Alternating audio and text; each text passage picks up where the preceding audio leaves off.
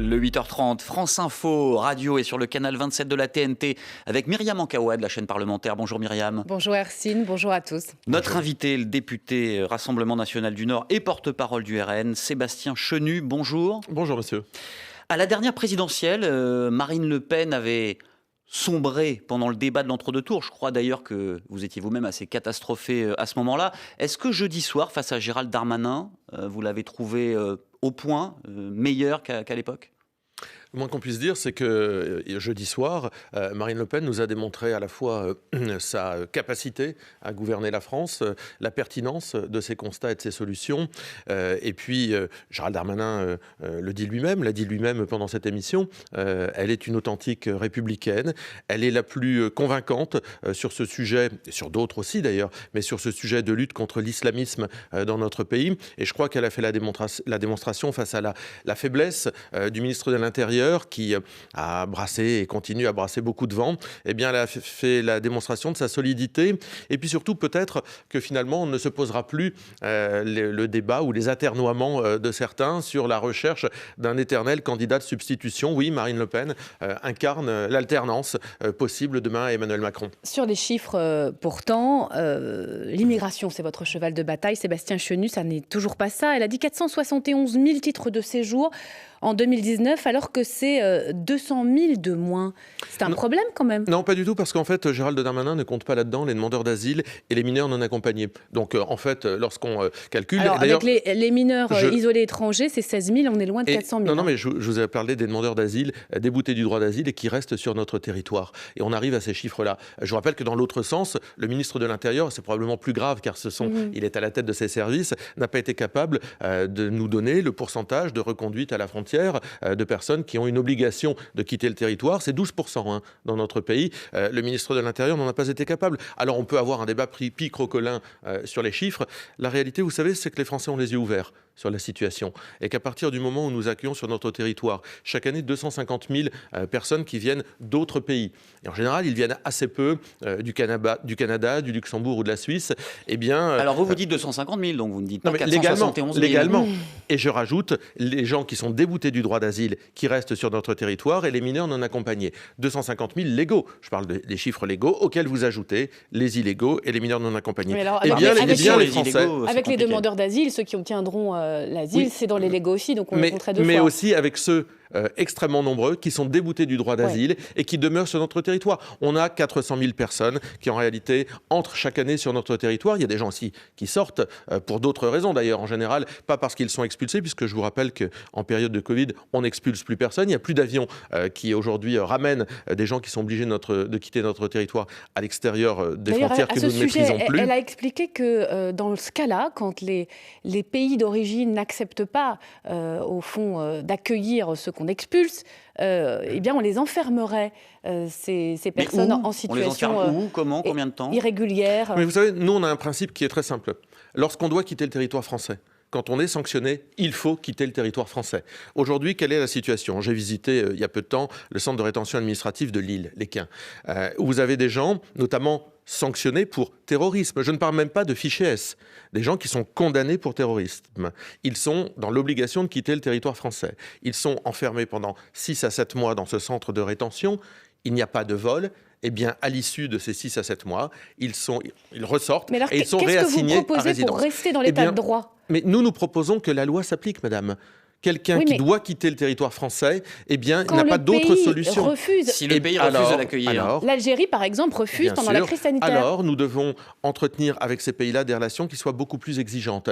En termes de délivrance de visa, nous ne délivrerons plus de visa aux pays qui refusent de prendre leurs délinquants étrangers. Ou alors, en termes aussi de capacité à empêcher ceux qui sont de leurs compatriotes sur notre territoire d'envoyer via Western Union ou un certain nombre d'organismes de ce type l'argent qui, touché en France, va dans leur pays. Oui, il y a des mesures de rétorsion, des mesures diplomatiques. Tout ça n'est évidemment pas fait. Oui, donc bien sûr, une rupture diplomatique générale. C'est pas une rupture diplomatique, non, c'est une exigence diplomatique. Qui mènera à une rupture, fatalement. Mais pourquoi ? Non, vous ne Parce que vous croyez que l'Algérie a envie de rompre ou les pays, ces pays-là ont envie de rompre avec la France ? Moi, je ne crois pas du tout. Si on supprime les visas, par exemple. Moi, je crois qu'ils ont très envie de garder des relations diplomatiques et économiques avec notre pays, mais on va être probablement un peu plus exigeant. Et puis, Sébastien Chenu, sur l'islamisme, Marine Le Pen a surpris En disant ça, écoutez.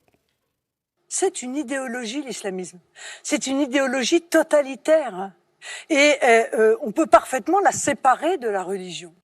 L'islamisme n'a aucun lien avec la religion ? Oui, mais Marine Le Pen dit les choses très clairement, c'est-à-dire que nous ne combattons pas une religion, mais nous combattons l'islamisme, nous combattons une idéologie. Et c'est bien là-dedans que le gouvernement se prend les pieds dans le tapis.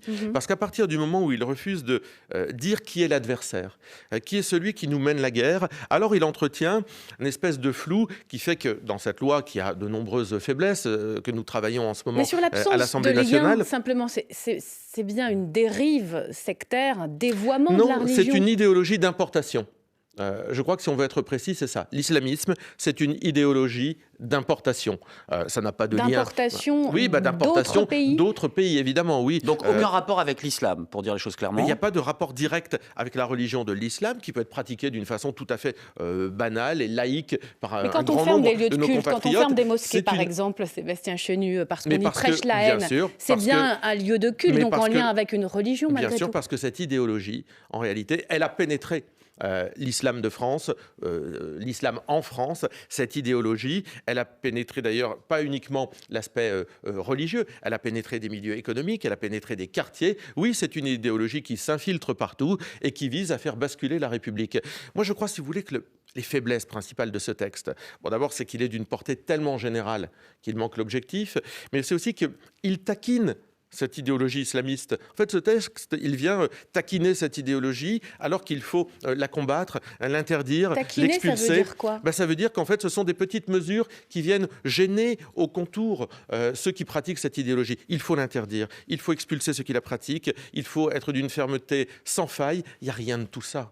Alors on va revenir en détail justement sur ce que propose le Rassemblement national sur ce sujet, juste après le fil info, puisqu'il est 8h40, Armelle Balogog. Le vaccin AstraZeneca, de nouveau injecté aux soignants de moins de 65 ans. Il a été suspendu quelques heures ou quelques jours à Brest, Morlaix-Vannes et Saint-Lô à cause des effets secondaires, effets tout à fait classiques selon l'Agence nationale de sécurité du médicament.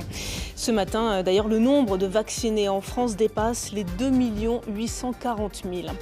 Un non-lieu requis 5 ans après la mort de Babacar Gueye, sénégalais sans papier tué par un policier de la BAC à Rennes. L'agent était en légitime défense selon le procureur, au juge maintenant de trancher.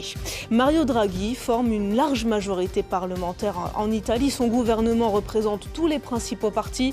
Le nouveau Premier ministre va prêter serment ce midi avant des votes du Sénat et des députés mercredi et jeudi. 17 départements en vigilance orange, 13 pour grand froid en Bourgogne-Franche-Comté et dans le Grand Est. Le Finistère, les Côtes-d'Armor et le Morbihan en alerte orange pour neige et verglas. Et toujours attention aux crues en Charente-Maritime. France Info. Le 8h30 France Info avec Myriam Ankawa de la chaîne parlementaire. Nous recevons Sébastien Chenu, député Rassemblement National du Nord et porte-parole du RN. On parlait du projet de loi dit séparatisme et donc le Rassemblement National propose d'aller beaucoup plus loin, de mieux cibler les séparatistes islamistes. Vous proposez notamment l'interdiction des tenues islamistes dans les rues, les lieux publics. C'est quoi les tenues islamistes ? Vous savez, je crois qu'il ne faut pas être grand clair pour voir. La première des tenues, c'est le voile. Le voile qui est un outil vestimentaire d'appartenance à une idéologie islamiste. Et qui n'a pas de rapport avec la religion musulmane. Qui est un outil d'appartenance à une idéologie. Je pense que la religion musulmane, vous savez, moi... Tout musulman, le voile toute femme est un musulmane outil de voilée revendication. Vous savez, je suis un enfant, est une revendication je suis un enfant de l'école islamiste. publique. Il y a 25 ans, on ne parlait pas de ces histoires-là. Et j'étais dans des écoles dans lesquelles il y avait probablement de jeunes musulmans, de jeunes catholiques, de jeunes athées, que sais-je. En fait, on n'en parlait pas. Et chacun repartait chez lui avec pratiquer, s'il devait pratiquer une religion, la pratiquer chez lui. Et aujourd'hui, on a des gens qui ont érigé à travers le voile, une contestation des règles de notre République. Attendez, le voile, quel qu'il soit, est une tenue islamiste. Oui, bien sûr. Bien sûr. Vous pouvez faire naître ce débat et nous sommes en capacité de vous dire que oui, le voile est une revendication politique de l'idéologie islamiste. Alors vous rendez aussi possible, monsieur Chenu. Parfois ce voile, il est revendiqué, assumé. Parfois, il est contraint. Il y a des femmes qui le portent parce qu'elles sont dans des environnements dans lesquels elles n'ont pas le choix. Le foulard également, tenue islamiste. Le voile, je vous parle du voile. Est-ce que le foulard, je vous pose la question, est-ce que le foulard islamique est également d'après vous une tenue islamiste ? N'a pas forcément la même portée politique. Le voile, celui qui enferme, celui qui cache. La burqa, évidemment, le burkini, évidemment. Oui, tous ces outils-là, parce que ce sont des outils de conquête, doivent être prohibés sur notre territoire. Alors, vous rendez ce sont également des outils possible, de conquête. Monsieur Chenu, Ouais. les licenciements pour islamisme dans les entreprises privées. Et vous protégez les lanceurs d'alerte qui dénonceraient tel ou tel salarié dans les entreprises. Comment ça va se passer si vous êtes élu ? Comment vous contrôlez ? Comment on ne tombe pas dans une forme de société de la délation ? Comment éviter les abus ? Madame, il faut être clair. Et c'est bien parce qu'il faut définir ce qu'est l'islamisme dans notre pays que nous pourrons le combattre. Si nous ne le définissons pas à travers des critères objectifs, l'islamiste ou l'islamisme, c'est ceux qui empêchent la liberté de croire ou de ne pas croire dans d'autres dieux, de changer de religion, qui nient la Shoah, qui nient l'égalité homme-femme. Voyez-vous, il y a tout un certain nombre de critères qui permettent de définir cette idéologie. Et bien, à partir du moment où on la définit, ceux qui la pratiquent sont chassés de nos entreprises et de notre pays. Et c'est la raison pour laquelle il faut définir ce qu'est l'islamisme dans notre pays. Sinon, on passe à côté et on a des tas de trous dans la raquette. Il faut être clair avec ce que nous combattons. À vous entendre ce matin que vous allez voter contre ce texte. Mais, madame... Quelle est la position finale ? Marine Le Pen a dit sur France 2 qu'elle attendait de savoir ce qu'il allait être voté sur l'instruction à domicile, l'école à la maison. Finalement, les ambitions de l'interdire sont revues à la baisse. Vous votez pour ou vous votez contre ? Madame, c'est pas parce que vous prenez du Doliprane pour soigner une douleur que vous avez réussi à vous soigner d'une maladie. Donc vous votez contre ? Donc nous allons voir, le débat n'est pas fini. Mais aujourd'hui, nous avons... Il se termine la mi-journée. J'essaie de répondre. Nous avons voté un certain nombre d'articles parce qu'ils vont dans le bon sens. Et d'ailleurs, je dois dire que nous souhaitons que ce qui aille dans le bon sens aboutisse, même si nous trouvons tout ça très insuffisant. Je note que nous le faisons.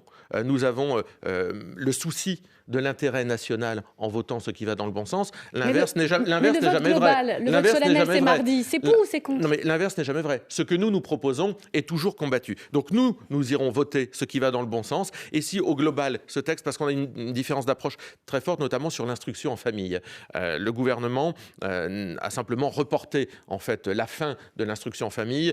C'est Jean-Michel Blanquer qui a fait passer un amendement à 2024 de mémoire.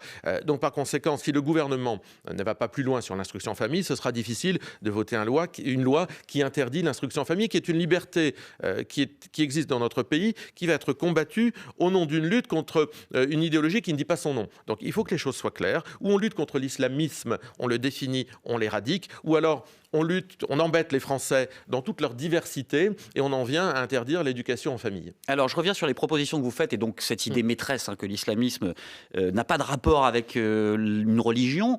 Vous proposez également que les lieux de culte soient tenus de, je cite, s'insérer harmonieusement dans l'environnement sans éléments ostentatoires, sans minaret, sans clocher pour une église. Bien sûr, vous savez, il y a un code de l'urbanisme. Pas de rapport avec l'islam, là non plus. Là aussi, je vous l'ai dit, l'idéologie islamiste a conquis un certain nombre de mosquées dans notre pays. Le minaret est un symbole islamiste dans les mosquées. Le minaret me semble être un symbole, en tous les cas, de conquête, un symbole qui cherche à être prosélyte, à affirmer sur un territoire qu'il y a ici une laïcité qui va être peut-être discutée à l'intérieur. Le clocher d'une église, même chose. Non, mais nous avons, vous savez, notre pays n'arrive pas de la planète Mars, ne descend pas de la planète Mars. Je vous rappelle qu'un village sur 4 ou 5 s'appelle Saint quelque chose, qu'il y a des églises partout dans notre pays, ça ne nous transforme pas. Élément ostentatoire. Ça ne nous transforme pas en grenouille de bénitier. Mais c'est notre héritage. C'est un ça ne nous oblige pas à aller d'ailleurs à l'église. Mais c'est notre héritage. Il se trouve que l'idéologie islamiste qui rentre dans des mosquées, je le disais, est une idéologie d'importation. Nous devons la combattre, nous devons la définir. Et par conséquent, oui, je crois que les minarets font partie de ces outils qui servent aujourd'hui à les clochers des prosélytes. Sébastien Chenu, après une semaine intense de polémique et d'indignation, Didier Lemaire, ce professeur de philosophie dans un lycée de Trappes, placé sous protection policière et qui avait publiquement dénoncé la montée de l'islamisme dans sa ville, a décidé de quitter l'enseignement. Retourner devant ses élèves n'était plus possible. Quelle est votre réaction ? C'est consternant. Ça souligne évidemment la faillite de notre État. Dieu qu'il est courageux, cet enseignant, comme il est courageux, comme il a été lâché par le maire, un maire socialiste qui aujourd'hui le met en cause, distribue des tracts à l'intérieur de son lycée, alors qu'on attendrait l'unité derrière ce prof qui vit quand même l'horreur.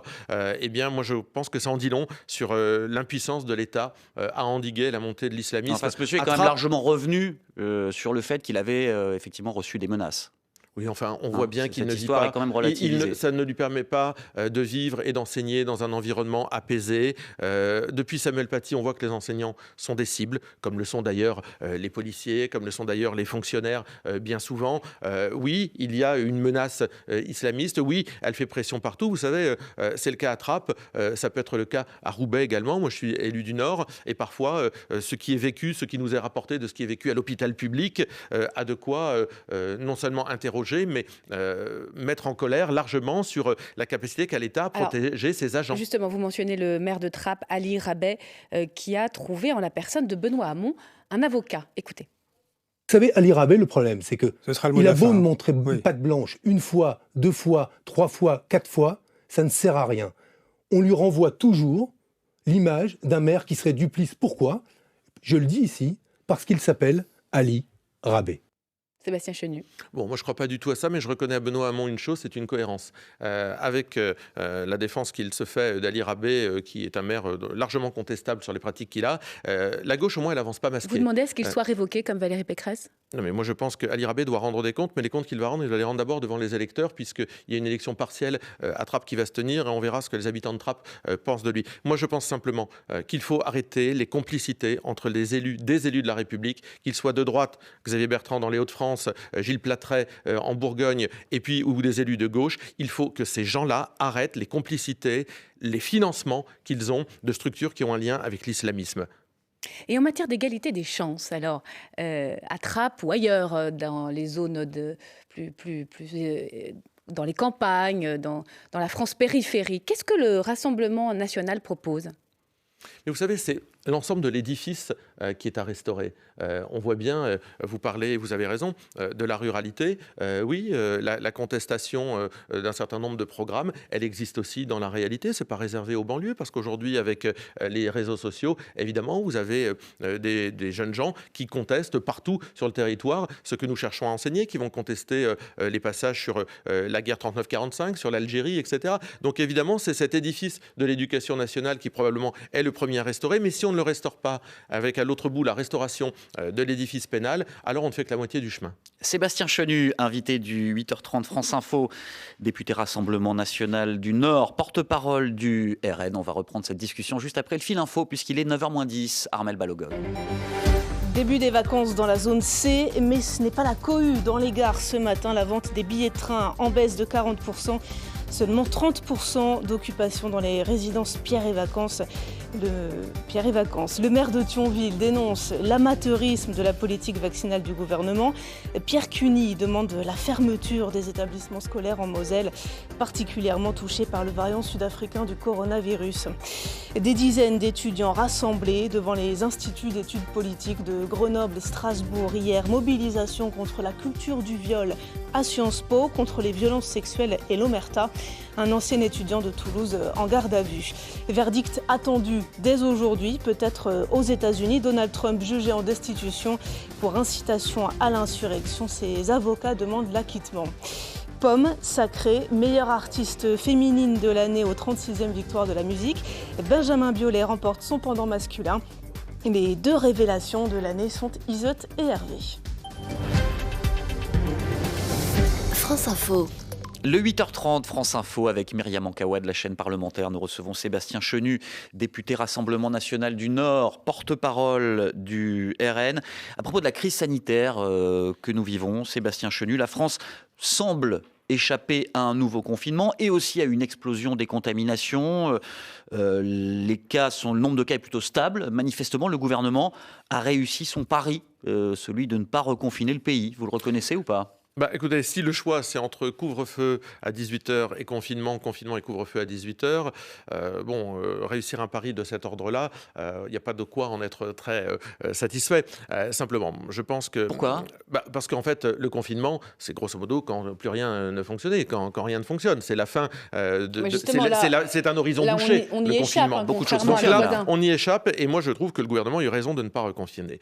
Je voudrais vous dire 2 choses. Je pense que les Français ont besoin d'une ligne d'horizon désormais. On ne va pas vivre sous cloche éternellement. On ne va pas voir le château de Chantilly qui est au bord de la ruine financière parce qu'il n'y a plus personne qui le visite. Les Français ont besoin de retrouver une ligne d'horizon. Et moi, je demande au gouvernement de faire un effort dans ce sens-là. Il faut rouvrir les lieux de culture. Il faut rouvrir les lieux de culture. Quand ? Il faut, de façon départementalisée d'ailleurs. Ça ne sert à rien de faire la même chose partout dans le pays. Donc vous demandez un allègement en fait, des mesures sanitaires. Et puis je demande, et je veux vraiment passer ce message parce qu'il m'a touché hier, j'étais avec des restaurateurs et des patrons de bars dans le Nord, il faut que les mesures économiques soient vraiment adaptées. 2 choses. Il faut que le monde de l'assurance, on nous avait dit, oui, on va mobiliser le monde de l'assurance. J'en profite vraiment pour passer ce message. C'est insupportable. Augmentation des assurances aujourd'hui, notamment, je le cite, Allianz, plus 20% sur des restaurateurs qui ne peuvent pas travailler, mais elle est où l'exigence qu'on a du monde de l'assurance ? Les fonds de solidarité dans l'aide aux petits bistrots qui ne sont pas arrivés en décembre et en janvier. Comment font-ils pour vivre ? Au bout d'un moment, il faut arrêter. Notre pays est en train de mourir de sa suradministration, de sa bureaucratie. Ça ne redescend pas. Le quoi qu'il en coûte n'est pas allé assez loin. Mais bien sûr, on n'est pas encore allé assez loin. C'est pas ça, c'est qu'aujourd'hui, par exemple, j'étais avec des patrons de bar de Douchy-les-Mines et d'Avesnes-le-Sec, je cite, parce que c'est cette France qui vit les choses. Eh bien, ils n'ont pas eu le fonds de solidarité en décembre et en janvier parce qu'il y a une espèce de suradministration qui empêche à des décisions que nous avons votées aussi et que nous avons soutenues à se débarrasser de cette bureaucratie. Les aides suivent concrètement sur le terrain. Et de mobiliser le monde de l'assurance. Ça aussi, ça suffit le blabla. Le gouvernement a d'ailleurs fait pression sur les assureurs. Mais il n'y a pas de résultat. Sans succès. Il n'y a pas de résultat. Sinon quoi ? Parce qu'on s'étonne à Perpignan, Louis Alliot, au fond, a permis la réouverture d'un certain nombre de musées. Vous êtes attaché aux lois de la République. Est-ce qu'il y a une forme de désobéissance civile par endroits dans les villes RN ? Est-ce que voilà, vous soutenez cette idée de commencer à ne pas obéir aux règles ? Vous aurez du mal à faire croire que les élus RN sont hostiles à l'autorité, mais Louis Alliot a agi comme un lanceur d'alerte, et je crois que c'est bien de le faire sur la culture, parce qu'il a voulu démontrer qu'à un moment, il faut redonner des perspectives, et je pense que quel est finalement l'univers le plus adapté pour nous redonner une ligne d'horizon, c'est celui du monde de la culture, et en rouvrant avec, évidemment, les gestes barrières, les jauges, les mètres carrés adaptés, etc., eh bien, il démontre qu'il est possible d'y avoir une vie culturelle à minima dans notre pays. C'est un lanceur d'alerte comme souvent l'ont été d'ailleurs et le sont les élus du Rassemblement national. Pourquoi d'après vous le gouvernement français ne procède-t-il pas à la réouverture des lieux de culture ? Mais vous savez, il y a beaucoup d'incohérences. Je pense que d'abord, souvent, le gouvernement a choisi de s'adosser à une espèce de république des experts et des sachants qui se contredisent de façon permanente. Et par conséquent, il a été fébrile et probablement, il l'est-il encore, sur ce type, parce qu'il y a des gens qui lui disent « Ah mais vous vous rendez compte, il peut y avoir 3 personnes sur le trottoir après qui parlent, etc. » On écoute trop les scientifiques, c'est ça ? Des scientifiques qui peuvent se contredire Bien en tous entendu. les cas. Le politique doit reprendre la main sur la gestion de cette pandémie et c'est à lui de donner la ligne d'horizon dont je parle. Moi, je crois qu'il y a des mesures de bon sens, de raison qu'attendent les Français. Ça aiderait aussi certainement à faire remonter un peu le moral des Français qui en ont bien besoin. Est-ce que reprendre la main, c'est aussi reconfiner la Moselle ? Parce que là, vous qui défendez au fond une politique territorialisée de la crise sanitaire, vous souhaitez au fond qu'on boucle cette région-là ? Alors, je pense que boucler une région n'est peut-être pas le mot le plus adapté, voyez-vous. Je pense en tous les cas que les mesures territorialisées, c'est-à-dire les mesures adaptées à des territoires, c'est pas la même chose en Moselle, c'est pas la même chose en Bretagne, par exemple, elles doivent être prises en concertation avec les élus. Il faut cesser ces décisions qui dégringolent du haut jusqu'en bas de notre pays d'une façon quasi autoritaire et qui n'ont pas d'effet. S'il y a des endroits dans notre pays dans lesquels il faut prendre ce type de mesures, il faut le faire en concertation avec les élus. C'est quand même eux qui sont aux premières loges. Je voudrais qu'on parle un petit peu de politique. Il nous reste quelques minutes. Éric Zemmour pourrait être candidat à lire l'Express et ses proches prépareraient sa candidature. Est-ce que vous le craignez ? Est-ce que vous craignez qu'il vienne chasser sur vos terres ? Non, pas du tout. Et je crois d'ailleurs, moi j'ai de la sympathie pour Éric Zemmour, on se connaît très bien depuis 25 ans. Mais je crois qu'aujourd'hui, il n'y a plus de débat. Marine Le Pen à 48% dans les sondages. Marine Le Pen, sur France 2 jeudi soir, nous a démontré qu'elle était l'alternative. Et j'invite Éric Zemmour à nous accompagner dans ce changement. Vous savez, ce changement, il se dessine. Si demain, l'idée c'est de sortir du Covid pour refaire les mêmes politiques que celles que nous avons subies pendant 30 ans et qui ont amené si peu de résultats, alors ça n'aura servi à rien. Moi, je crois que le Covid doit nous permettre de faire une autre politique. Elle est incarnée par Marine Le Pen. Merci Sébastien Chenu, député Rassemblement National du Nord, porte-parole du RN, invité du 8h30 France Info.